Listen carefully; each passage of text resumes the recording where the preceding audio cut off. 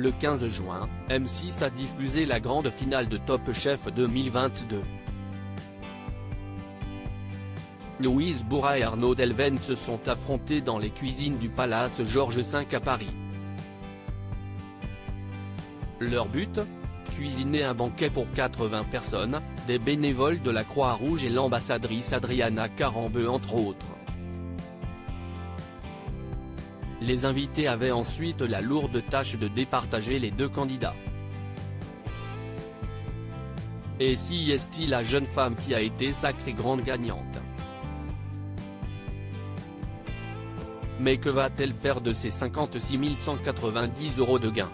Avec l'aide de Pascal, Ambroise, Élise et Thibault, Louise Bourra a réalisé un sashimi de céréales assaisonné de sauce ponzu fumée en entrée. Pour le plat, elle a misé sur une côte de veau, anguilles fumées et purée de pommes de terre et oseille. Et pour finir en beauté, elle a voulu proposer une version revisitée de son dessert à l'ail noir qu'il a qualifié dans le concours lors de la première semaine de compétition. Un menu qui a fait mouche puisqu'elle a récolté 56,19% des voix. Une joie immense pour la jeune femme qui a vécu un calvaire lors de la finale. Ses projets après Top Chef. À l'occasion d'une interview pour Télé Loisirs, Louise Bourra a confié qu'elle ne savait pas du tout ce qu'elle allait faire de son argent, car elle ne s'était pas posé la question avant de gagner.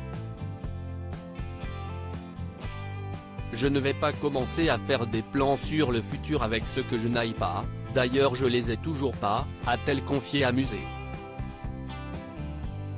Malgré tout, la candidate qui file le parfait amour avec un certain Marc sait que ces 56 190 € seront un véritable coup de pouce pour ses projets professionnels. Je réfléchis à m'installer à la campagne, au Portugal, pour y construire ma maison.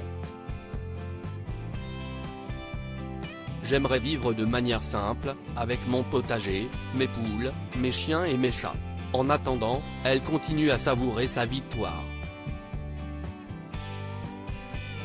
Après Stéphanie Leclèc, saison 2, en 2011, et Naoël Deno, saison 4 en 2013, elle est la troisième femme à remporter l'émission. Ainsi, Louise Bourra espère que cela donnera la force aux femmes qui souhaitent suivre cette voie. Je le souhaite, même si le problème de la légitimité perdure. Ce résultat peut être remis en question par beaucoup de personnes juste parce que je suis une femme. Quand tu réussis dans la vie, et encore plus dans des milieux masculins, on dit qu'il y a eu du favoritisme, que si est la caution féminine, que si est pour l'image. Il y a de la place pour nous. Si est à notre génération de réécrire les codes, d'apporter un peu plus d'indulgence et d'empathie au sein des cuisines, ainsi que davantage d'humilité plutôt que de la performance, a-t-elle conclu.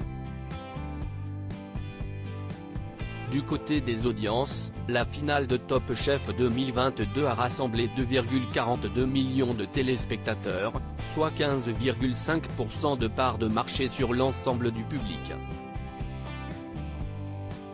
M6 était ainsi sur la deuxième marche du podium.